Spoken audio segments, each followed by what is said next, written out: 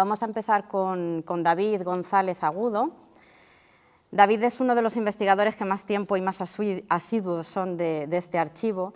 Es licenciado en Economía y máster oficial en Comercio y Relaciones Económicas Internacionales por la Universidad Europea de Madrid.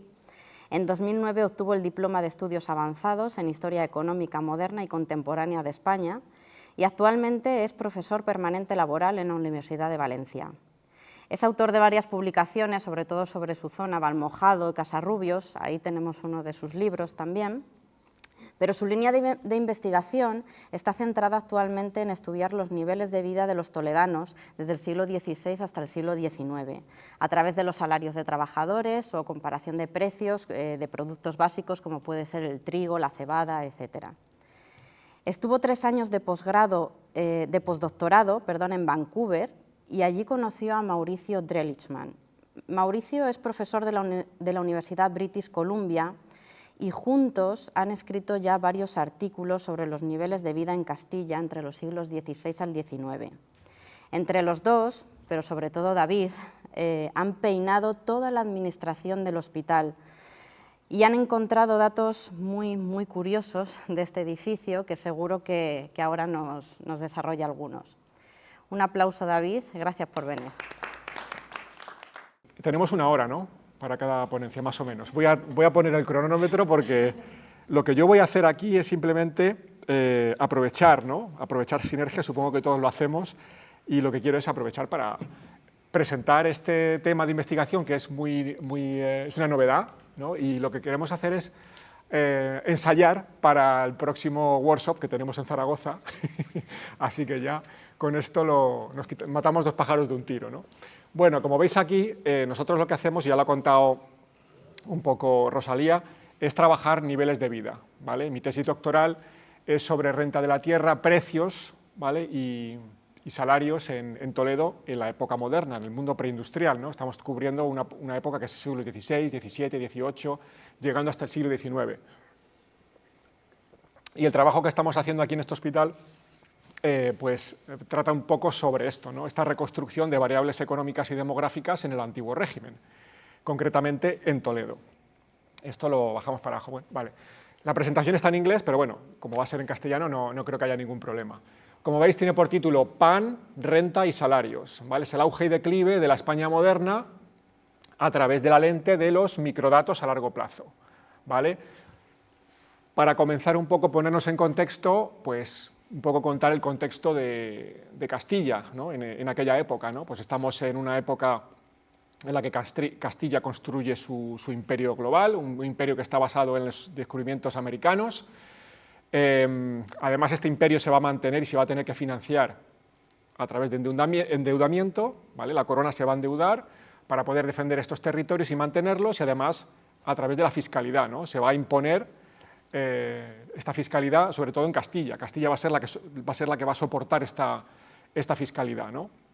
Tenemos también la época en la que vienen los metales preciosos de América, ¿no?, los descubrimientos americanos que hacen que se produzcan cambios económicos en Europa, ¿no? Por ejemplo, durante el siglo XVI hay un proceso inflacionista, los precios suben mucho porque llegan estos metales preciosos de América, sobre todo la plata.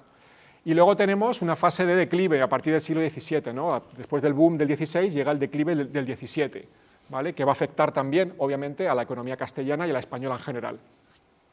Por tanto, ¿cuál sería el marco, el principal marco? Pues tenemos el imperio, ¿no?, tenemos un problema de deuda grandísimo, ¿no?, de la monarquía hispánica, tenemos también un problema de recursos y tenemos también problemas de atrofia institucional en los que vamos a entrar un poquito de lleno ahora, ¿no?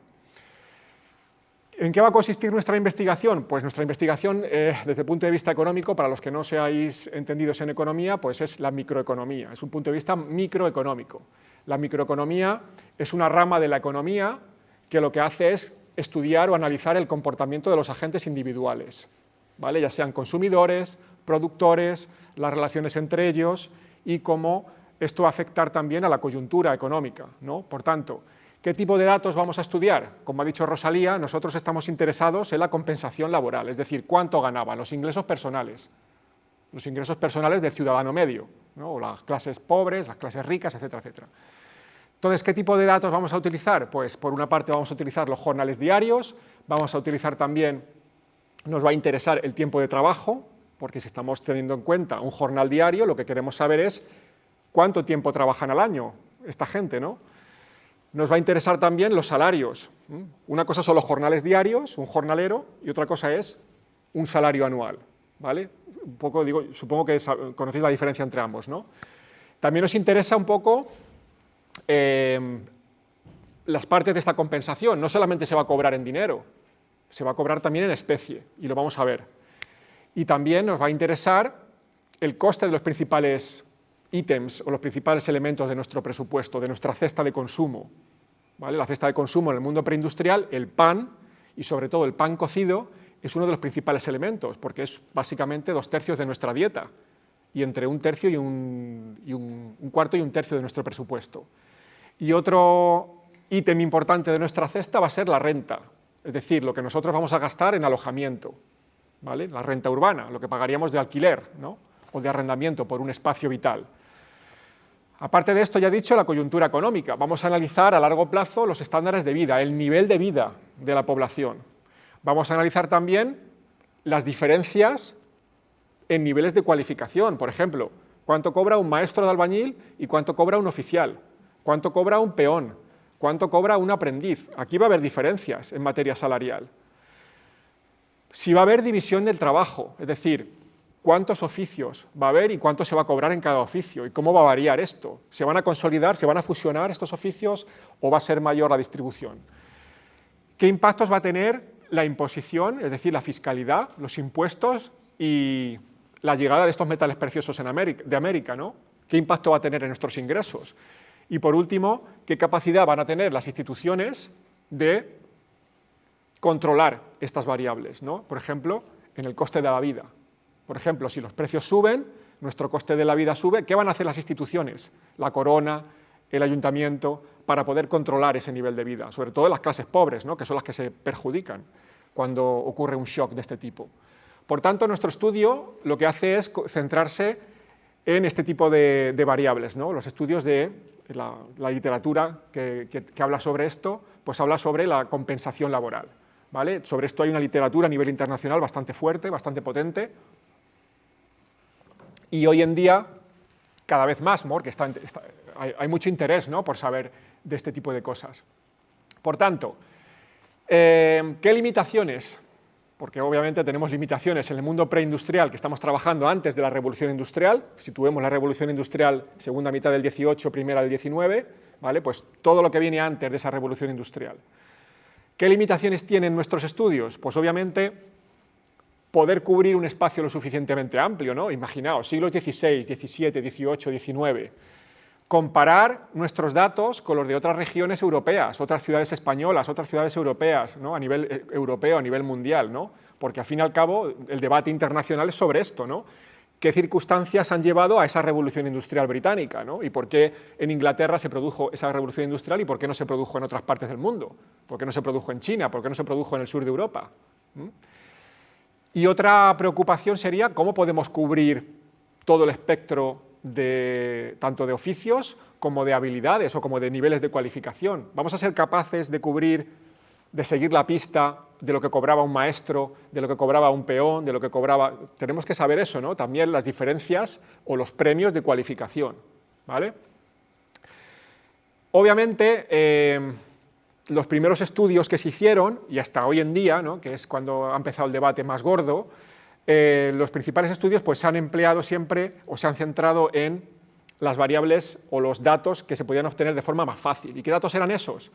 Pues lo tenemos aquí, los jornales diarios de los albañiles.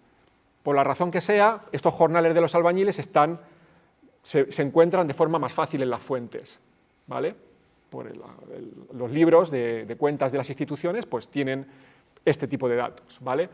¿Qué ventajas tienen estas fuentes de los jornales de los albañiles? Pues obviamente que se pueden comparar fácilmente con las de otros países, ¿vale? El jornal diario de lo que cobra un albañil. Están disponibles para un periodo de tiempo relativamente largo, pero tienen la limitación de que obviamente estamos tratando solamente de un oficio, ¿no? Es un oficio, albañiles. Y además tenemos la dificultad añadida de que como son jornales, si nosotros lo que queremos saber es el ingreso anual de una persona o de una familia, tenemos que multiplicar por el número de días que se trabajan, ¿no? ¿Y cuántos días trabajaba una persona al año? Esa es la pregunta, ¿no? Por tanto, es esa otra dificultad añadida que tienen este tipo de fuentes, ¿no? Bien, para ponernos en situación, es muy fácil. Este gráfico que tenemos aquí representaría los ratios de bienestar de los peones, ¿vale? Para lo que sería un peón de albañil, ¿vale? En el antiguo régimen, en el mundo preindustrial, fijaos cómo, bueno, tenemos varias ciudades, ¿no? Tenemos el norte de Italia, Valencia, Viena, Cracovia, Amberes y Londres. Fijaos cómo durante buena parte del antiguo régimen o del mundo preindustrial, que sería hasta el siglo XIX, estos ratios de bienestar en la mayor parte de Europa caen. Es decir, que nos están cayendo o están en torno, me voy a levantar, ¿vale? En torno al 1, ¿vale? El 1 sería el ratio de subsistencia. ¿Qué quiere decir la subsistencia? Pues quiere decir que somos capaces de subsistir. ¿Y qué significa eso? Pues desde el punto de vista de los ratios de bienestar, el ratio de bienestar lo podríamos definir como una división, es un cociente, ¿no? Entre lo que nosotros ganamos, nuestros ingresos anuales, dividido por lo que nos costaría una cesta de consumo representativa. Sabéis que para elaborar el IPC, el índice de precios del consumo, cualquier instituto de estadística lo que hace es considerar una cesta representativa de bienes, ¿no? Pues, ¿cuántas cestas nos podríamos permitir con lo que nosotros ganamos en un año? Ese sería el ratio de bienestar, ¿no? Por tanto, como veis, esos ratios de bienestar siempre han estado en torno a 1, es decir, que nosotros podemos llegar a esa cesta representativa, podemos permitirnos el consumo de una cesta, ¿vale? Entonces, siempre estamos rondando ahí, o incluso veis cómo a lo largo del tiempo ese ratio de bienestar va disminuyendo, ¿vale? En algunas ciudades europeas. ¿Qué pasa? Que en otras ciudades como Londres o Amberes, conforme nos acercamos al siglo XVIII, siglo XIX, esto, ¡pum!, se va para arriba. Esto es lo que llaman en economía el hockey stick chart, el palo de hockey, ¿vale? Que conforme nos acercamos a la revolución industrial, el nivel de ingresos de estas ciudades del norte de Europa se dispara, se va para arriba. Y este nivel de ingresos es el que nos va a permitir ahorrar e invertir en esa sustitución de trabajo manual por máquinas, lo que nos va a permitir la industrialización, ¿vale? ¿Por qué esa industrialización tiene lugar en el norte de Europa? Obviamente porque los ingresos han aumentado en el norte de Europa. ¿Y por qué no aumentan tanto en el sur de Europa o en otras partes? Esa es la cuestión, eso es lo que nos interesa, ¿no? Pues ahí es donde se encuadra nuestro estudio, por eso nos interesa los ingresos, ¿no? Por tanto, hemos visto que por una parte se ha utilizado el jornal diario, ¿vale? Se utiliza muchísimo, pero también existe la posibilidad de centrarnos en los estudios de los salarios anuales, ¿vale? El salario anual. Y estos salarios anuales los tenemos registrados en este tipo de instituciones como el Hospital de Tavera, ¿vale? Todos los empleados del hospital cobraban un salario anual, ¿vale? Y figura en nóminas, una nómina como hoy en día, ¿no? Lo que se cobra pues anualmente. ¿Cuál es el problema que tiene este tipo de fuentes de los salarios anuales? Pues un problema que tiene es que tenemos menos datos, tenemos menos información, está menos disponible, tenemos más variabilidad. Bueno, esto sería más una ventaja que un problema, porque hay muchísimos oficios, pero tenemos el problema de cómo capturar el valor de la compensación, la parte de la compensación en especie, porque sabéis que antiguamente, bueno, hoy en día probablemente en algunos oficios también, no solamente cobramos en dinero, cobramos también en especie. ¿Y qué tipo de especie se podía cobrar en el hospital? Ahora lo vamos a ver. Un empleado del hospital que tiene que estar aquí atendiendo constantemente a los enfermos, ¿qué va a hacer? Pues tiene que residir aquí. Tiene que estar las 24 horas, 24/7, como se dice ahora, atendiendo a los enfermos. Tiene que vivir aquí y tiene que comer aquí. Por tanto, eso es parte también de la compensación en especie, ¿vale? ¿Qué pasa? Pues que normalmente nos centramos en un oficio, ¿vale? En un oficio. Ese es el problema, ¿no? Nos pasaba como también en el caso de la construcción, de los jornales diarios, ¿no? O en un set de oficios que están muy relacionados. Por tanto, la pregunta es, ¿estos oficios son representativos realmente de la sociedad de la época? ¿Son representativos de Toledo, del Toledo en el siglo XVI, siglo XVII? Por ejemplo, el caso de los enfermeros del hospital, ¿vale? ¿Son representativos? ¿Vale? Pues esas serían un poco las grandes limitaciones que tienen las fuentes. Vale, ¿de qué va este proyecto? Este proyecto lo que trata es cubrir esa esa lo que llamamos nosotros la imposible trinidad, ¿no? Es decir, que nuestros datos, los datos que nosotros conseguimos, sean comparables con los de otras ciudades o regiones de Europa, que tengan una amplia cobertura de niveles de cualificación, es decir, que seamos capaces de cubrir maestro, oficial, peón, aprendiz, y que además cubramos un espacio lo suficientemente largo de tiempo, es decir, 350 años o 400 años, que son los años que estuvo en actividad este hospital. Fijaos lo importante que es, ¿no? Por tanto, por eso es importante trabajar la documentación de este hospital. ¿Qué hemos podido recoger con la documentación del hospital? Pues fijaos, en el tema de jornales hemos sido capaces de encontrar jornales para 3 oficios diferentes en la construcción: albañiles, carpinteros y canteros. 3 o 4 niveles de cualificación: maestros, como he dicho, oficiales, peones y aprendices. También hemos sido capaces de encontrar la duración del tiempo de trabajo anual, cuántos días trabajaban al año. Esto ha sido posible, ahora lo vamos a ver. Además, aparte de los jornales diarios, nos vamos a los salarios anuales, a las nóminas. Hemos sido capaces de encontrar datos, seguir la pista de los oficios de 24 oficios diferentes. 24 oficios diferentes en el hospital, ¿eh? Enfermeros, personal de administración, de servicio, guardas, etcétera, etcétera, capellanes, y además cubrir un espacio de aproximadamente 250 o 300 años, ¿vale? Y además hemos sido capaces de crear una metodología para que nos permita estimar la parte de compensación en especie, que es muy importante. Ahora vamos a ver lo importante que es la compensación en especie, ¿vale? ¿Cuál es el marco territorial que vamos a trabajar? Obviamente Toledo. Como sabéis, Toledo es la segunda ciudad más poblada en el siglo XVI en Castilla, solamente superada por Sevilla y su gran comercio atlántico. Fue la sede primada de la Iglesia Católica. Aquí tenemos la magnífica catedral y el arzobispado de Toledo. Fue un lugar frecuente de reunión de las Cortes castellanas en el siglo XVI, además de la residencia de la Corte Real. Ahí tenemos el Alcázar. Y luego tenemos la especial circunstancia de que Toledo es una ciudad que sufre una etapa, si me levanto se me saca bien, ¿no? Espero que no haya problema. Vale. Es una ciudad que vive una etapa de auge en el siglo XVI y una etapa de declive a partir del siglo XVII, pero es que además tiene la especial característica de que, como fue el lugar donde con forma frecuente se reunían las Cortes castellanas, en 1561 sabéis que Madrid, el rey decide mover la corte a Madrid de forma definitiva. Bueno, luego en el siglo XVII, a principios, 1603 hasta 1606, se va a Valladolid por influencia del duque de Lerma, si no me equivoco, y luego en 1606 vuelve otra vez a Madrid. O sea que a partir del siglo XVII, Toledo va a vivir una fase de lento declive, como lo van a sufrir todas las ciudades castellanas que rodean Madrid. Madrid va a hacer un efecto aspiradora, va a crecer y el resto de ciudades en Castilla se van a vaciar. Entonces Toledo va a formar parte de este patrón, ¿vale? Entonces es un caso muy característico, porque vamos a ver el auge y el declive de Toledo, ¿no? Es un caso muy bonito. Las fuentes, ¿qué fuentes hemos podido encontrar aquí? Vale, pues por una parte, para el tema de jornales de la construcción, Cabildo de la Catedral.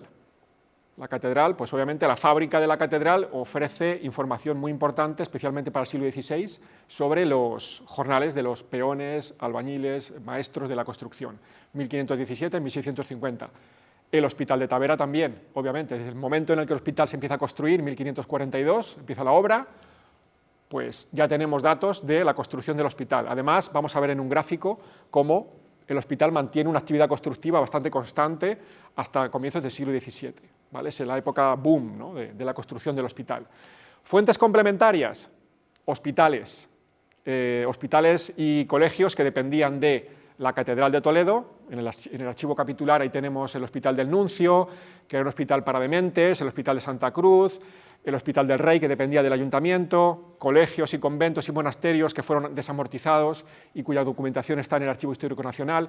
Todo este tipo de datos nos han servido para complementar esas series que hemos sacado de la Catedral y de Tavera, ¿vale? Y también para comprobar, ¿no? Para comprobar la evolución, si evolucionan de forma parecida, no solamente para rellenar huecos o lagunas que pudiéramos tener. Aparte de los jornales, como he dicho, también tenemos salarios anuales, ¿vale?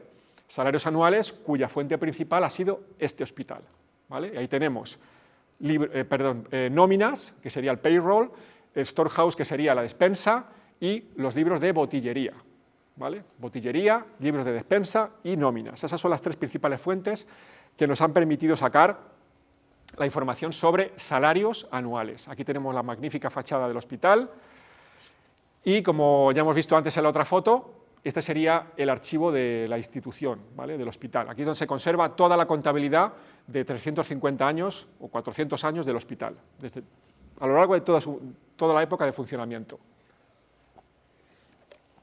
Esto, por cierto, era una antigua sala de enfermería del hospital. Fue reconvertida en archivo, ¿no? Si no recuerdo mal, en los años 40 fue cuando se hicieron las estanterías de madera y tal, y se puso aquí el archivo, pero era una antigua enfermería, ¿vale? Vale, vamos a empezar por el tema de los jornales, ¿vale? Como os he dicho, hemos sido capaces de encontrar jornales de la construcción para tres oficios diferentes: albañiles, carpinteros y canteros. Hemos conseguido también hasta 4 niveles de cualificación. Y bueno, ¿esto qué significa? Esto significa que desde 1517 a 1650 estamos ante el set de jornales más largo de España y el más antiguo, ¿vale? Las series más tempranas, que comienzan en 1517 y que prácticamente pues, nos van a llevar hasta 1800, ¿vale? Jornales de la construcción. Y además tenemos jornales de aprendices, que es muy difícil encontrar la documentación de jornales para aprendices. Aparte, como he dicho antes, tenemos evidencia de los días trabajados, ¿vale? Hemos sido capaces de, a través de monitorizar el tiempo de trabajo de una persona concreta. En las copias de obra aparece un listado de nombres. Bueno, ya que estamos, os lo voy a enseñar. Esto sería una copia de obras de la construcción de este hospital. Realmente esta es de la catedral, pero las del hospital son exactamente iguales, porque esta es de 1527. Pero ¿qué tenemos aquí? Fijaos, aquí tenemos un listado de personas, comenzando por el maestro, seguido por los oficiales y acabando por los peones. Si hay algún carpintero, también aparece. ¿Qué creéis que puede ser esto? Estos son cruces que anotan los días de trabajo, ¿vale? Por tanto, aquí estamos en torno a 2 semanas de trabajo. Por tanto, aquí se van contando el número de días que esta persona asiste a trabajar, asiste a la obra, ¿vale? Y en la columna de la derecha, en números romanos, como ya sabéis, tenemos el jornal diario. O sea, aquí tendríamos en lo que cobra el jornal el maestro, seguido del oficial, Y aquí, donde aparece puntitos, eso significa que la persona no acude a trabajar o que está ausente. Por tanto, ¿qué nos permite esto? Para un espacio de 2 semanas podemos contar el número de días trabajados. Si girásemos la página, pues tendríamos otra semana, y otra semana, y otra semana. Por tanto, con esto es lo que nos ha permitido pues, seguir en la pista de estos trabajadores, ¿vale? Y con esto hemos sacado este gráfico que tenemos aquí, el número de días trabajados, ¿vale? La línea de puntos negros es la del hospital, la línea de puntos con el triangulito blanco es la de la catedral. Fijaos, desde 1525 a 1605, que el número de días trabajados de una persona, de los que más han trabajado en el Hospital de Tavera, sobrepasa con creces los 250 días. Es decir, esta gente trabajaba todo lo que podía. En este caso, 275 días anuales, es lo que nos sale, ¿vale? Fijaos que el hospital mantiene su actividad constructiva, ¿vale? Siempre es en los momentos en los que la institución está en máximo rendimiento, ¿no? El edificio está construyéndose. Fijaos lo que pasa con la catedral. La segunda mitad del siglo XVI ya no está a pleno rendimiento, ¿no? La fábrica de la catedral pues, se pierde, ¿no? La documentación. Pero el hospital, durante casi un siglo, está en funcionamiento, quitando este espacio en los años 70-80 del siglo XVI, que hay una crisis y que se para la obra. En el resto tenemos a la gente trabajando todo lo que puede. Entonces nos sale esa cifra, ¿no? Unos 275 días. ¿Qué significa esa cifra de 275 días? Pues que está por encima de lo que ha asumido hasta ahora la literatura. La literatura europea dice que la gente de la construcción pues, suele estar entre 150 días y 250. Por tanto, estamos por encima. ¿Y eso qué implica a nivel de ingresos anuales? Pues implica, si estamos trabajando más días, multiplicamos por nuestro jornal diario. ¿Qué significa? Que vamos a aumentar nuestro nivel de ingresos. Por tanto, según esto, los niveles de ingresos estarían subestimados si considerásemos que el tiempo de trabajo ronda los 250 días, ¿no? Como estamos por encima, pues significa que la gente realmente estaría ganando más dinero, porque trabaja más días, ¿vale? Aquí os enseño una copia de albañilería, esta sí que es del hospital, de aquí de Tavera, esta está sacada de las copias de obra de Tavera, esta 1638, aquí vemos lo que cobraría el maestro, ¿vale? El maestro, que es Blas de Palacios, está cobrando 8 reales cada día, lo veis ahí, ¿no? Trabaja 4 días a 8 reales cada uno, y entonces aquí aparece la cantidad, ¿vale? Esto es el 1000, ¿vale? 1088 maravedís, ¿vale? Luego, seguido tendríamos el oficial, ¿vale? El oficial cobra 4 reales y medio cada uno, lo pone siempre al final. Y luego al final tendríamos el peón 4 reales. Por tanto, ya vemos las diferencias de lo que cobran unos y otros, ¿vale? Con toda esta documentación de jornales diarios, ¿qué hemos hecho? Pues una serie larga de estas 4 categorías laborales en los albañiles, ¿vale? Estos son los albañiles, también lo hemos sacado para carpinteros y para canteros. Este sería el caso de los albañiles, que es el caso más completo. Fijaos cómo las diferencias son claras, ¿no? Pero daos cuenta de que estamos teniendo en cuenta salarios nominales. ¿Qué quiere decir eso? Salarios nominales son salarios corrientes, es decir, según lo que viene del documento. O sea, lo que aparece en el documento es lo que apuntamos aquí, ¿vale? ¿Qué tenemos que hacer para poder sacar realmente el salario real o el jornal real? Pues tenemos que deflactar esto, tenemos que eliminar los efectos de la inflación, de la crecida de precios, ¿no? Pues ¿qué vamos a hacer? Pues vamos a deflactarlo. Vamos a utilizar un índice de precios, ¿vale? ¿Y qué índice de precios vamos a utilizar? Pues el índice de precios que saqué yo para mi tesis doctoral, ¿vale? Yo me encargué en mi tesis doctoral, uno de los capítulos es elaborar un índice de precios para la ciudad de Toledo. Tú te haces una cesta representativa, pues como se hace hoy en día el INE, ¿no? Hace un índice de precios, una cesta representativa de consumo, de bienes, vestido, calzado, todo lo que sea, ¿no? Y le das una importancia relativa a cada elemento y, bueno, pues te elaboras el índice. Tienes que tener precios, obviamente. Entonces, con este índice es lo que hemos hecho, ¿no? Deflactarlo. No voy a entrar mucho en esto porque tampoco es... Fijaos, este sería el salario nominal, ¿vale? Y aquí tendríamos el salario real. Salario real de los peones, ¿vale? No, ya no he considerado maestros, simplemente los peones de albañil, para que lo veáis más claro. Tenemos peones de albañil, de carpintero y de cantero. ¿Y qué vemos aquí en esta evolución entre 1520 y 1650? Pues vemos que hay un ligero declive, ¿no? Si comparamos el punto inicial, el punto final, veremos que estamos en un nivel más bajo, ¿no? ¿Qué quiere decir? Pues que esta gente en 1650 ha perdido capacidad adquisitiva, ¿no? Ha perdido ingresos, ¿no? Por tanto, esto coincide con la coyuntura, ¿no? De Toledo. Tenemos una primera fase, fijaos, segunda mitad del siglo XVI, que es el Golden Age, ¿no? De Toledo, donde hay una mayor actividad constructiva, pues es normal ver que el jornal diario de un peón suba. Después vemos cómo ya, conforme llega la crisis, fijaos, es que coincide justo la fecha, ¿no? En el momento en que ya Madrid es designada sede de la corte, esto se va hacia abajo. Vale, otra cosa que se puede ver es, aquí lo que tenemos es los salarios, perdón, los jornales de los albañiles, ¿vale? Deflactados hasta 1800, ¿vale? Porque lo que hemos seguido haciendo hasta hace nada, hasta hace unas semanas, ha sido seguir sacando desde después de 1650, llegar hasta 1800. Vamos a ver si podemos llegar con los jornales de los albañiles hasta 1800. Y pues la búsqueda paciente, peinando papel por papel, vamos sacándolo. Y al final, pues esto es lo que nos da. Fijaos que hasta 1800, olvidaros de esta línea, ¿vale? Porque esta línea es los salarios deflactados por un índice de plata, y la plata tiene muchísimos problemas porque la plata tiene muchísimas manipulaciones por parte de la corona y por tanto lo que nos sale no es muy exacto, ¿no? Lo que vale es esto, ¿no? Lo que está deflactado por el índice de precios de Toledo. Y fijaos, ¿qué vemos? Pues vemos prácticamente una situación de estancamiento, ¿no? Entre 1550 y 1800, estancamiento o ligero descenso, ¿vale? Y esto coincide con la coyuntura castellana de la época, ¿no? Serían peones de albañil, ¿vale?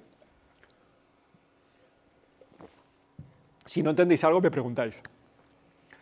Aquí tendríamos el skill premium. ¿Qué es el skill premium? Pues son las diferencias en términos de compensación, en términos de ingresos, entre un maestro, un oficial, o un maestro y un peón, ¿vale? ¿Cuánto cobra más un maestro que un peón? ¿Vale? ¿Y cómo evoluciona esto a lo largo del tiempo? ¿Qué se ve aquí? Pues muy fácil. Fijaos, la línea negra es la comparación entre lo que cobraría un maestro y un peón. lo que ganaría más, ¿no? Pues fijaos que en el boom de Toledo, obviamente, se buscan más maestros, se busca gente cualificada, ¿no? Cuando la situación es boyante y hay actividad constructiva, se busca más gente altamente cualificada, ¿no? Eso pasa siempre en todas las economías. Y cuando la situación es mala, ¿no? Cuando hay un declive, pues obviamente eso desaparece. Por eso vemos que las diferencias en materia de skill, en materia de cualificación, de ingresos, pues van disminuyendo con el declive de Toledo, ¿vale? Algo parecido podríamos ver en el caso de maestro y oficial, pero las diferencias son menores, ¿vale? Las diferencias gordas serían, claro, entre un maestro y un peón. Vale, ya hemos ventilado el tema de los jornales. Ahora nos vamos a los salarios, ¿vale? Los salarios anuales. Diferencias. Salarios anuales. ¿Qué hemos sacado aquí de Tavera? Pues hemos sacado un set de series que nos permiten cubrir 24 oficios distintos durante más de 250 años y que van a cubrir todo tipo de niveles socioeconómicos, ¿vale? Fijaos, desde los altamente cualificados y educados, gente con estudios universitarios, tipo doctores, bachilleres, tal, ¿no? Nobles, religiosos, lo que llamamos nosotros los white collars, que son los personal de administración, es decir, personal que sabe leer y escribir, contadores, mayordomos, etcétera, etcétera. Los famosos blue collar, que estos son los personal no cualificado, es decir, personal de servicios, que no tiene cualificación, no tiene alfabetización, y luego los aprendices, ¿vale?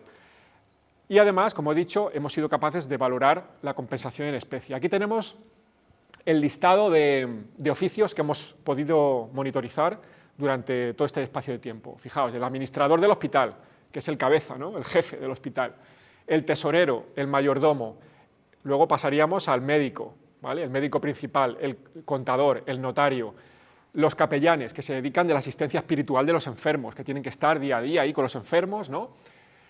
El sacristán, el mozo de capilla, personal sanitario, muy importante el personal sanitario, ¿no? Tenemos el enfermero mayor. El enfermero mayor solía ser un cargo más de privilegio, ¿no? El enfermero mayor solía ser un capellán, un clérigo, que lo que hacía pues, era pasearse por allí y ya está.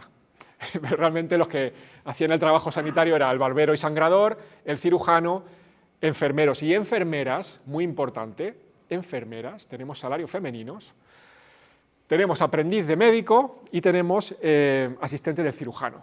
Luego tenemos los white collars, que es los que hemos metido ahí al boticario, el botiller, ¿vale? El botiller es el que se encarga de los suministros del hospital, y el despensero, que se encarga de la despensa, de administrar los bienes de la despensa del hospital. También tenemos al cocinero o la cocinera, también tenemos a la persona que está en el refectorio, es decir, en el comedor del hospital, al portero y también al mozo de despensa, ¿vale? Pues todos estos oficios hemos conseguido encontrar sus salarios, su compensación.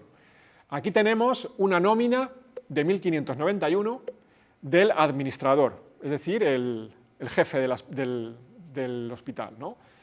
El doctor Pedro de Salazar de Mendoza, ¿vale? El doctor Pedro de Salazar de Mendoza en 1591 cobraba 100.000 maravedíes anuales de salario, monetario, en dinero, en cash, ¿vale? Pero aparte de eso, cobraba, dice aquí, por año, pan, trigo y cebada, le darían cebada para los caballos, para sus animales de tiro, ¿no? Que se le paga por otra parte, ¿vale? Eso hay que tenerlo en cuenta. Eso es compensación in kind, eso es compensación en especie. Y hay que sumarlo y hay que valorarlo. Ahí está la dificultad. Aparte de esto, aquí tenemos la firma, ¿no? Esto es una nómina, es decir, esta gente cobraba por cuatrimestres, cobraba lo que se llaman por tercios, primer tercio en abril, segundo tercio en agosto y último tercio en Navidad. Por tanto, aquí lo que vemos en números romanos son 33.333,5, es decir, un tercio de esos 100.000, ¿vale? Luego, si estamos en el primer tercio, en el segundo tercio volverá a cobrar esto, volverá a firmar, es decir, recibí la nómina, y en el último tercio exactamente igual. A un nivel inferior tendríamos los enfermeros menores, ¿vale? Vale, 30 minutos, voy bien. Enfermeros, aquí tenemos a Andrés Lorente, ¿vale? Que cobra 5.000 maravedíes de salario por año, ¿vale? Aquí tenemos su firma, cuando recibe esa nómina, él firma. Aquí tenemos el tercio de esos 5.000, ¿no? Cobra por tercios. Aquí tenemos otro enfermero, Pedro de Lorenzana, y aquí Juan de Molina, otro enfermero. Cobran todos 5.000 maravedíes al año. En cash, luego veremos que también cobran en especie. En especie, ¿qué tipo de compensación se les va a dar? Como he dicho, buena parte del personal de este hospital tenía que vivir aquí, residir aquí. Vamos, residir no en el hospital, sino en casas que están aquí junto al hospital. No sé si habéis visto en la calle esta, según entráis a Toledo, las casas que están enfrente, en las Covachuelas, ¿no? El barrio. Donde está el casino, toda esa manzana que hay aquí, donde se ha descubierto el anfiteatro romano, ¿no? Todo esto eran casas propiedad del Hospital de Tavera. Y ahí vivían toda esta gente, enfermeros, el médico, etcétera, etcétera, ¿vale? Entonces, eso hay que valorarlo. El alojamiento que se lo da el hospital hay que valorárselo. Además, esta gente tiene que comer aquí, ¿no? Porque si tiene que atender a los enfermos diariamente, tienen que comer en el refectorio, tanto los capellanes como los enfermeros, como etcétera, etcétera, ¿no? ¿Y qué se les daba a esta gente? Pues se les daban raciones diarias. Entonces hay libros, ¿vale? Hay libros que contienen esas raciones diarias que se les da. Y aparte de eso, pues como hemos visto en el administrador, hay otro tipo de bienes, como la cebada para los caballos, que se le da al administrador, eso también hay que valorarlo, ¿vale? Por tanto, hay que conseguir precios para todo este tipo de bienes, ¿vale? Ahí está la dificultad también. Como he dicho, las raciones de comida, en el caso de que se queden a comer, se la van a dar en cantidades físicas, eso está registrado en los libros, pero a veces esas raciones se van a cambiar. Por ejemplo, el pastor del hospital, el hospital tenía un pastor, ¿por qué? Porque tenía una ganadería de carneros, ¿no? Y el hospital mataba carneros y con esa carne luego era la que servía en el refectorio. Entonces este pastor, como no estaba en el hospital, esa compensación en especie, en comida, pues se la daban en dinero, ¿vale? Por eso hay cambios, ¿no? En ese tipo de compensaciones. Obviamente hay etapas en las que, por ejemplo, al personal del hospital, a las enfermeras o a los enfermeros, que no les conviene cobrar esa compensación en dinero, en especie, y la piden en dinero, y el hospital pues se lo autoriza. Es decir, que hay flexibilidad en ese tipo de compensación. Vamos a ver un poco las raciones diarias, ¿no? Esta sería la nómina de las raciones que les dan en 1627 a los capellanes. Los capellanes que se sientan en la mesa con el mayordomo, etcétera, etcétera, el administrador, tal, pues aquí vemos que una parte de pan, hay una parte de vino, de carnero y de maravedíes que les suelen dar para antes y postres, lo que se llamaba antes y postres. Es decir, que no les daban el postre, ni les daban el aperitivo, eso se lo pagaban ellos y se lo daban en monetario, ¿no? Pero de pan, fijaos, hay raciones diarias, 1 libra y 12 onzas, era lo que comían. 1 libra son 0,460 kilos, es decir, menos de medio kilo de pan, ¿vale? Vino, 2 cuartillos de vino, carnero, 1,5 libras de carnero, ¿vale? Y los maravedíes. Luego aquí tenemos también lo que cobraban los oficiales, a lo que les daban los oficiales en la mesa, ¿no?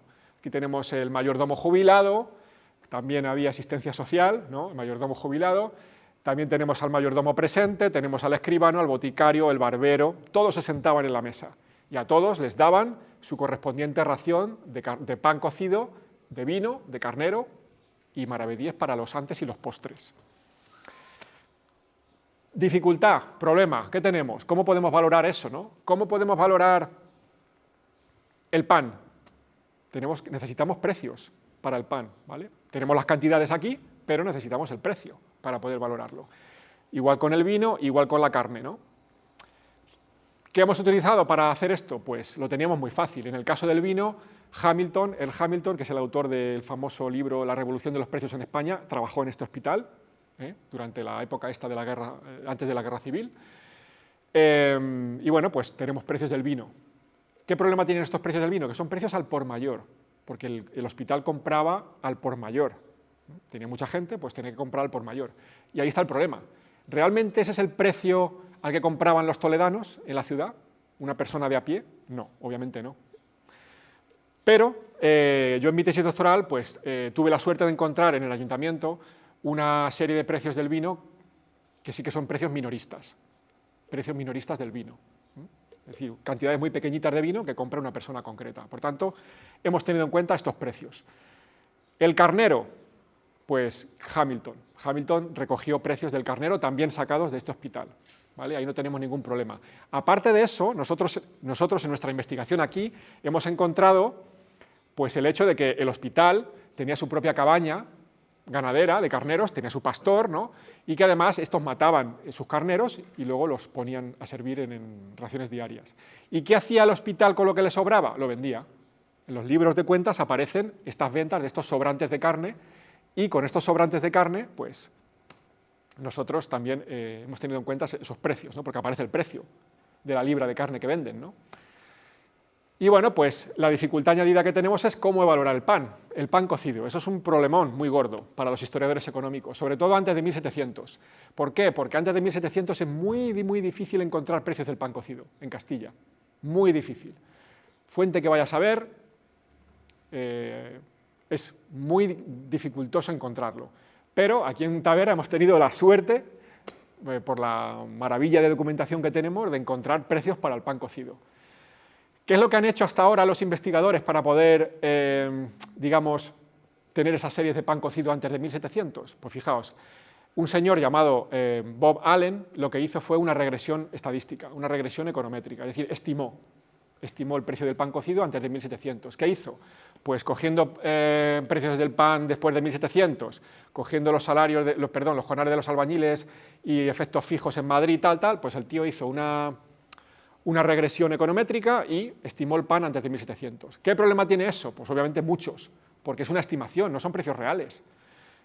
Uno de los problemas es que no tienen en cuenta shocks estructurales o shocks puntuales. Imaginaos que hay un problema de malas cosechas en Toledo y las autoridades deciden manipular el precio.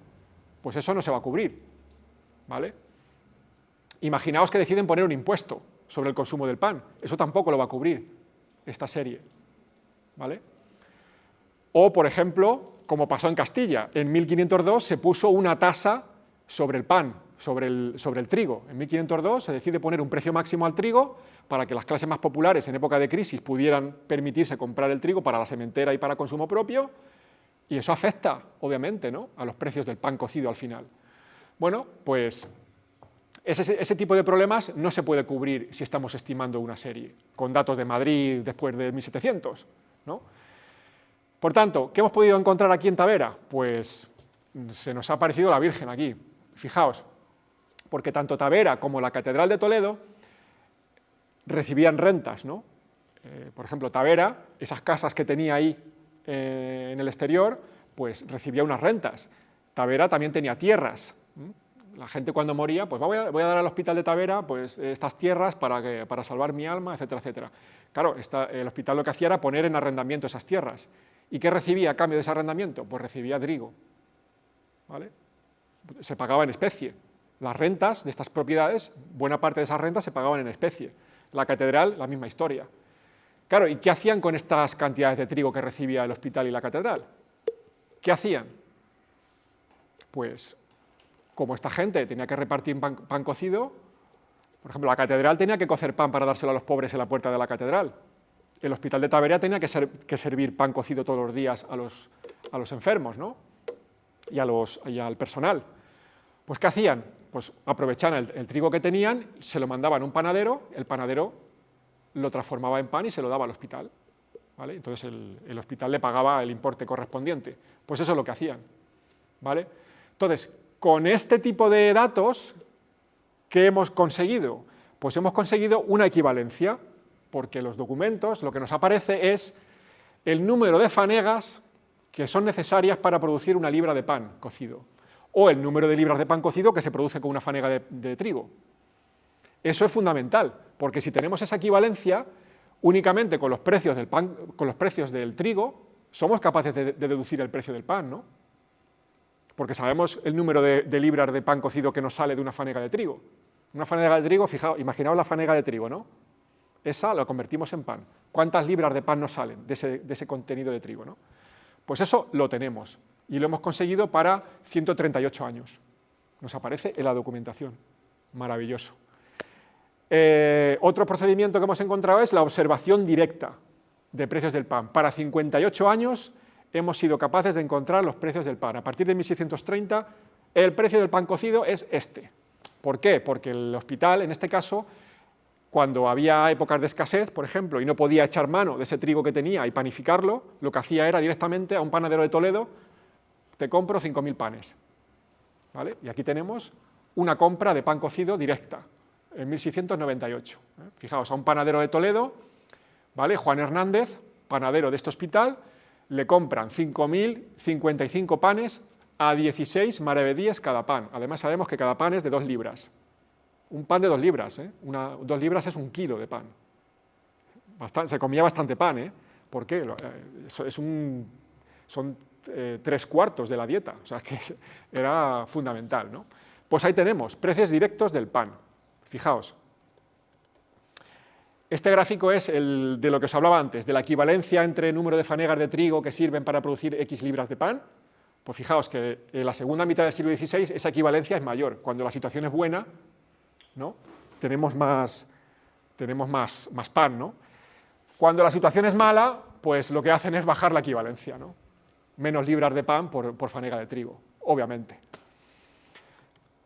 Y aquí lo que tenemos, pues ese es el resultado de combinar estas dos, ¿no?, entre estas equivalencias, es decir, los precios que hemos sacado de forma indirecta a través de esa equivalencia, de esa ratio, y los precios de forma directa. Esto nos ha generado una nube de puntos entre 1550 y 1800, y de esa nube de puntos nosotros lo que hacemos es marcar una línea de tendencia, ¿vale? Y esa línea de tendencia es la que nos va a decir la evolución del precio del pan, ¿vale? Precio del pan, maravedíes por kilogramo, ¿vale? Hemos traducido las libras de pan a kilogramos, ¿vale? Y ahí vemos la evolución. ¿Qué vemos? Pues obviamente que vemos que el precio del pan cocido sube hasta 1660-70, luego vemos una caída y un estancamiento en el siglo XVIII, y ya a partir de 1730 se nos va para arriba, ¿vale? ¿Qué quiere decir eso? Que como el pan es un componente fundamental de nuestra dieta, pues conforme vamos avanzando hacia el siglo XVIII, hasta el siglo XIX, vamos a perder capacidad adquisitiva, ¿no? Nos va a costar cada vez más el pan, ¿no? Aquí lo que hemos hecho para asegurarnos de que los datos indirectos que hemos utilizado están bien es comparar la nube de puntos de nuestros datos indirectos del pan, de la fanega y la libra de pan cocido, por los datos directos. Y vemos que la nube de puntos está aproximadamente en el mismo sitio, es decir, que hay bastante coincidencia en los precios del pan, ¿vale? Esto nos sirve para asegurarnos de que los precios indirectos que hemos utilizado se acercan a los precios reales, ¿vale? Y aquí tendríamos, fijaos, para que veáis lo importante que es trabajar las fuentes y trabajar en los archivos y sacar los datos de los archivos, hoy en día con la inteligencia artificial y esto del machine learning y todas estas cosas, hay que tener muchísimo cuidado, ¿eh? Esta es la diferencia que nos sale entre los datos que este señor estimó de los precios del pan antes de 1700, haciendo esas regresiones raras, tal, no sé qué. Pues fijaos, durante todo este espacio temporal de 1550 a 1800, los precios de Bob Allen, de este señor, nos salen muy por encima de nuestros precios reales.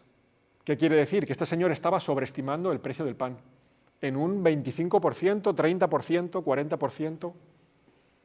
Esto no es cosa menor, ¿eh? Estábamos sobreestimando el precio del pan. ¿Qué significa sobreestimar el precio del pan?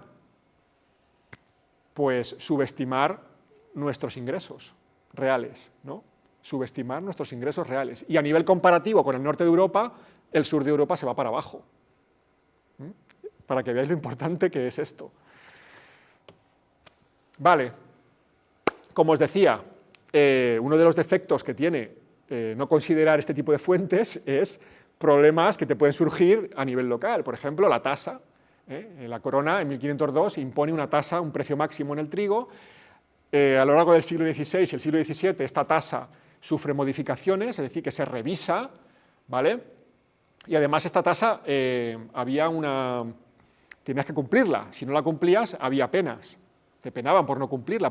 Si tú vendes una fanega de trigo por encima del precio de la tasa, por encima del precio máximo, pues te van a poner una multa, te van a condenar, ¿vale?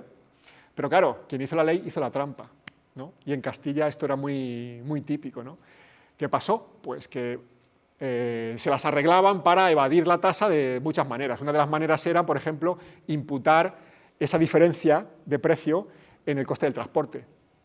¿Vale? Pues al transportista, le meto el coste al transportista, esa diferencia.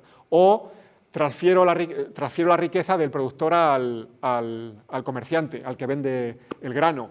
O, por ejemplo, como en 1619 los agricultores, la corona decide quitar la tasa a los agricultores, a los que producen ese grano, pues dicen, pues ahora los contratos de compra-venta de grano, yo lo que voy a hacer es poner el nombre de un agricultor. Como estoy exento, pues no pago la tasa. Puedo vender el trigo al precio que me dé la gana. ¿Vale?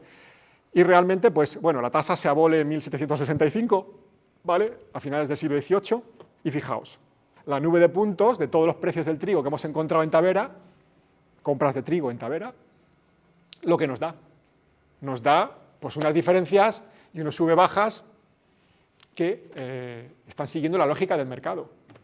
Esta gente está siguiendo la lógica del mercado, no está incumpliendo con la tasa, perdón, está incumpliendo con la tasa. Por tanto, la tasa de granos, pues, al fin y al cabo, pues... Y esto es una novedad, porque este ejercicio nunca, o rara vez se había hecho, ¿no? De que se cumple realmente la tasa de granos en Castilla, pues ahí tenemos un ejemplo, ¿no? Y como esto, muchas otras cosas. Vale, esto paso de ello, porque ya vamos 50 minutos, bien, genial.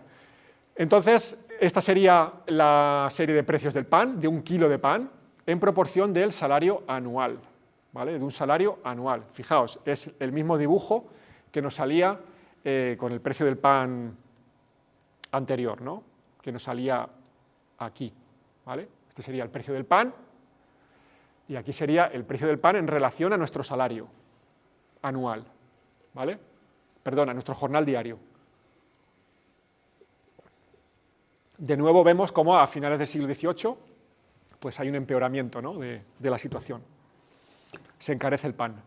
Vale, el siguiente ítem que tenemos es la renta. ¿Cómo valorar de esta compensación en especie el alojamiento que el hospital le proporcionaba a los enfermeros, por ejemplo, que tenían que vivir aquí? Les daban una casa. Pues afortunadamente hace ya años Drelichman y yo trabajamos este asunto en Toledo, y lo que hicimos fue elaborar un índice de precios de la vivienda. O sea, analizamos el mercado inmobiliario en Toledo con unas casas que tenía la catedral. La catedral tenía un montón de casas en toda la ciudad, y bueno, pues lo que hicimos fue elaborar series de precios de la vivienda para diferentes categorías, además, y para diferentes barrios ricos, barrios pobres, categorías de los privilegiados, categorías más pobres, etcétera, etcétera, ¿no? Entonces, ¿qué hemos hecho? Pues otorgarle esa valoración a los empleados del hospital, como podría ser un enfermero, como podría ser un portero, etcétera, etcétera, ¿no? O como podría ser un mayordomo. Es decir, que dependiendo de la clase social en la que estemos, o clase socioeconómica, pues le otorgamos un valor u otro, una renta mediana u otra. Por ejemplo, a un blue collar, es decir, a un portero del hospital, podría ser, pues hemos utilizado el valor mediano de la renta de lo que costaría 15 metros cuadrados, que sería el espacio medio vital de una persona en aquella época, en un barrio pobre de la ciudad, ¿vale? Otorgamos ese valor, pum, y se lo imputamos a la compensación. A un trabajador, por ejemplo, de alto rango, como podría ser un mayordomo, un contador, etcétera, etcétera, pues lo que hemos hecho es aplicarle lo que costaría el precio al metro cuadrado de 32 metros cuadrados en un barrio rico de la ciudad, ¿vale? Porque esta gente normalmente viviría en casas mejores, ¿no? que un enfermero, ¿no? Y básicamente es lo que hemos hecho, ¿vale? Esto, he de decir que esto lo convertimos en un artículo que se publicó en 2014 en una revista científica internacional, ¿vale? Estas serían las series, ¿eh? Sería la renta mediana real por metro cuadrado dependiendo de la categoría, ¿no? Por ejemplo, los privilegiados, los pobres y los artesanos.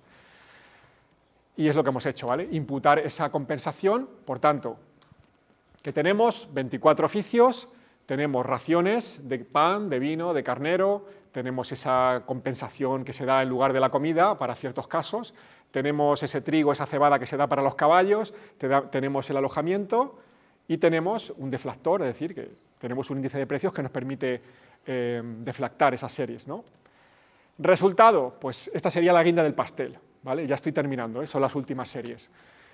Aquí tenemos la evolución de los salarios anuales de las clases más altas del hospital. Es decir, tendríamos lo que cobraría el administrador, el tesorero, el mayordomo, el médico principal, el contador y el notario, ¿vale?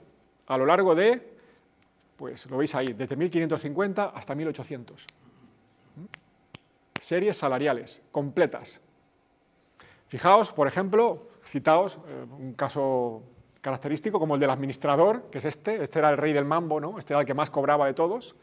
Fijaos cómo el administrador, que cobraba una cantidad muy grande de dinero, 100.000 maravedíes anuales, ¿os acordáis de la nómina que hemos visto, de 100.000 maravedíes anuales?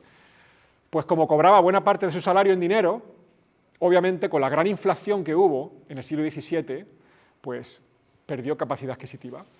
Entonces pues reclamó al patrón del hospital que, oye, que estoy perdiendo capacidad adquisitiva, o súbeme el salario o dame más de lo que no es dinero.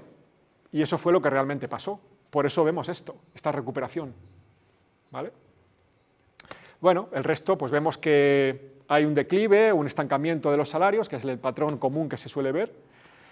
Aquí tenemos los que ya no son top, un poquito a un nivel más bajo, tenemos los capellanes, tenemos a los administrativos, el personal de servicios no cualificado, tenemos las enfermeras, muy importante, y tenemos a los mozos. Fijaos como la imagen que tenemos aquí es de estancamiento de los salarios a lo largo de 250 años. 250 o 350, ¿no? Estancamiento o ligero declive, es lo que se ve en Castilla. Fijaos, esto es importantísimo porque es la evolución del importe, la evolución del porcentaje de lo que supondría la compensación en especie. Esto lo que nos está diciendo es que en los momentos de mayor dificultad, mayor inflación, ¿qué van a hacer? Pues van a reclamar al hospital que les paguen en especie, ¿no? Y fijaos cómo en esta época, esta joroba que tenemos aquí, ¿no? En todas estas categorías, pues todos reciben más en especie. Fijaos que se acercan al 90% de la compensación, es decir, de todo lo que tú cobras, el 90% te lo van a dar en especie.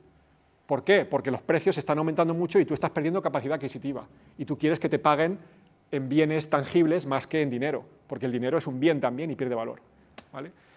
Realmente, pues es lo que pasa, ¿no? Entre 1630 y 1680, durante esos 50 años, esta gente pide que les paguen en especie, ¿vale?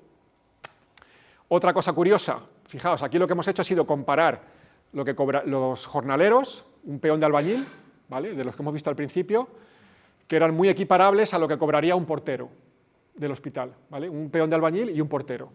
Fijaos cómo al principio es un nivel muy parecido de ingresos, pero a partir del siglo XVIII hay una divergencia. ¿Qué quiere decir esto? Que los peones de la construcción, estos peones van a perder capacidad adquisitiva en comparación con un portero. ¿Por qué? Es el declive de Toledo, el declive urbano de Toledo. Las actividades constructivas decaen y por tanto decaen los salarios. Esta gente empeora su situación en relación a otros oficios. También tenemos el skill premium, ¿no? Las diferencias salariales que hemos visto antes, hasta 1800, fijaos, pues igual, vemos un declive, ¿no? Del skill, conforme vamos teniendo un declive de la ciudad, pues estos oficios de alta cualificación ya no son tan atractivos ni se van a pagar tan altos, ¿no? A lo mejor esta gente pues decide marcharse a Madrid, ¿no? Son altamente cualificados, yo me voy a Madrid que voy a tener más oportunidades laborales.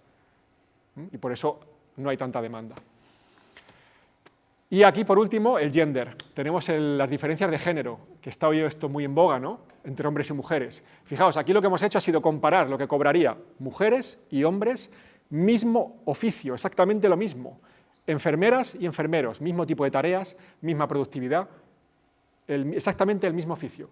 Y fijaos, comienzan cobrando lo mismo durante algunos años, luego vemos que en la época de oro de Toledo hay una caída del salario femenino, de las enfermeras, en relación al masculino, a los enfermeros, pero fijaos cómo estamos en los niveles del 0,8, es decir, el 80%, es decir, la literatura internacional, para que os hagáis una idea, del norte de Europa, sin ninguna base científica, está diciendo que en el sur de Europa el salario femenino era la mitad o un tercio del masculino, y que ese salario se fijaba de forma tradicional, era la costumbre de fijar las mujeres que cobren un tercio, que cobren la mitad que el hombre, pero así. Y nosotros no estamos viendo esto, al menos en el caso del hospital, en el caso de los enfermeros, estamos viendo que las mujeres están en niveles muy cercanos al 80-90% de los hombres, y que hay momentos en que, dependiendo de la situación económica, pues esto sube o baja, ¿vale? ¿A qué podría achacarse estas ligeras diferencias de género? Pues lo que hemos visto en el hospital ha sido que en buena parte de las nóminas que firman, cuando tú cobras la nómina por tercios, esas nóminas que hemos visto ahí con la firma abajo, los enfermeros son capaces de firmar con su firma. Las mujeres, muchas de las mujeres no. Y ahí probablemente pudiera estar el problema. La falta de alfabetización de las mujeres les impedía encontrar trabajos de otro tipo. Por tanto, ya se estaban encerradas, tenían menos posibilidades de acceder a otro tipo de oficios o de promocionar, ¿vale? Hay un techo de cristal para las mujeres y probablemente ese techo de cristal sea el que explique estas ligeras diferencias de género, ¿vale?, en la compensación. Sobre esto tenemos un paper que hemos publicado hace 3 años en The Journal of Economic History, muy interesante, ¿vale? Por tanto, otra innovación muy importante. Y ya terminamos, joder, voy a ir justamente con la hora, 1 minuto. Importantísimo, Toledo no es Madrid. Es decir, cuando consideramos la economía de Madrid, en la época preindustrial, Madrid no es Toledo y Madrid no es España, Madrid no es Castilla, aunque sea Castilla, pero no es Castilla en el ámbito económico, ¿no? Toledo sí que se podría aproximar más al patrón que sufrieron las ciudades castellanas, el auge y declive, ¿no?, de las ciudades castellanas en la época moderna. Otra conclusión, hemos dicho, 275 días del año. El tiempo de trabajo anual es superior al que ha estimado la literatura, ¿vale? Por tanto, esto nos revisaría al alza las cifras de ingresos. La compensación en especie es importantísima. ¿Por qué? Porque nos permite evadirnos de la inflación. Es un protector contra el crecimiento de los precios y además es un protector contra las malas cosechas. Esta gente que trabajaba aquí tenía su comida diaria asegurada. No tenía que arreglárselas de otra manera. La compensación en especie la compensación era flexible, es decir, que no es rígido. No estamos ante una cosa rígida. Es decir, que esto, conforme es la circunstancia económica, está cambiando, como cambia exactamente ahora, ¿no? Y por último, lo que hemos visto, ¿no?, hay un estancamiento, esto ya lo sabíamos, esto coincide con la coyuntura económica, ¿eh? Hay un estancamiento de los salarios, hay una reducción en la división del trabajo, es decir, que hay oficios que en el siglo XVI eran muy variados, se van consolidando, es decir, que un barrendero también hace de guarda y le pagan por hacer las dos cosas, ¿vale? ¿Por qué? Porque hay un declive económico. También la incapacidad de las instituciones de estabilizar los precios, ¿vale? Lo hemos visto en el tema de la tasa, ¿no? Aunque tú pongas una tasa, un precio máximo en el grano, al final te la van a evadir, ¿vale? Te la van a evadir de cualquier otra manera. Y por último, pues el skill premium, ¿no? Las diferencias salariales en cuestión de cualificación, pues también van a reducirse con este declive, ¿vale? Así que nada, esto es lo que tenía que contaros, 1 hora justo, así que espero que si tenéis alguna duda, pues nada, encantado de resolverla. ¿Cuál fue, según tus índices, el incremento de precios? El incremento de precios importante fue durante el siglo XVI. La segunda mitad del siglo XVI en adelante, los precios de Toledo se multiplican por 4.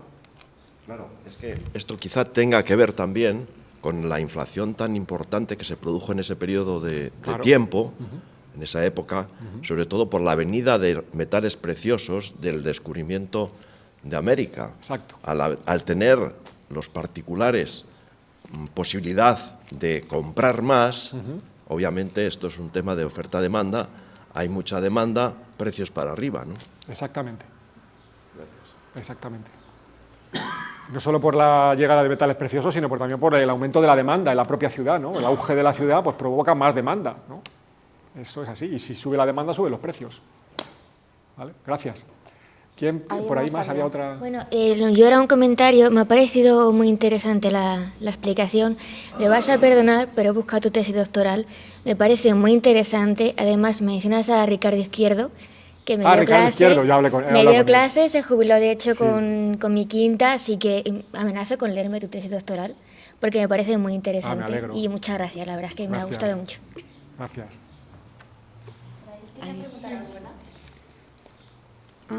Vale, gracias. Bueno, lo primero es la felicitación por la presentación, porque es increíblemente entendido lo que has dicho, ¿no? De historia económica, y eso es un valor extraordinario, porque la historia económica es como terrorífica, ¿no? Entonces sí lo he entendido, pero voy a ver si lo he entendido suficientemente bien, ¿no? Yo me dedico a América, no trabajo la península, pero tengo cifras del siglo XVI, aunque me dedico más al XVII. Has dicho que en el hospital trabajaban unos 250 días al año, ¿no? 275. 270, no, yo he puesto promedio, 250, entonces sí. No, porque en Quito, que es la ciudad que yo conozco, se decía que 1 de cada 3 días era fiesta, por entre diferentes. Entonces aquí había más días laborables. Sí, aquí había días de fiesta instituidos, además, ¿verdad? Sí, Lo pero hemos visto en la menos. documentación. Pero fíjate, en la catedral de Toledo, en la época de mayor actividad constructiva, que es la segunda mitad del 16, o mediados del 16, se trabajaba todos los días. Todos los días. 365. No sé si es que porque corría prisa en construir y tal, pero nos salen, ya has visto en el gráfico, has visto que salen más de 300 días. Ya, claro, no, me parece interesante comparar los días laborables de los no laborables, ¿no? Y luego en relación al jornal, ¿no? Entiendo que el jornal es lo que se le paga al día y el salario es lo que se le paga el jornal es el jornal diario y el salario es la nómina que hemos visto, mensual, la nómina anual. Mensual, ¿no? Vale. Sí, mensual o anual. A ver si coinciden, ¿no? Cobran 8 reales cada uno. El maestro. El maestro, bueno. El maestro albañil. Vamos, ¿al día? Al día. 8 reales. Es un peso, ¿no? Un real, 34 maravedís. O sea, eso es un peso. ¿Cuánto salían? Sí, un peso de 8 reales, claro. Eso es mucho. Es un maestro, albañil. Es muchísimo.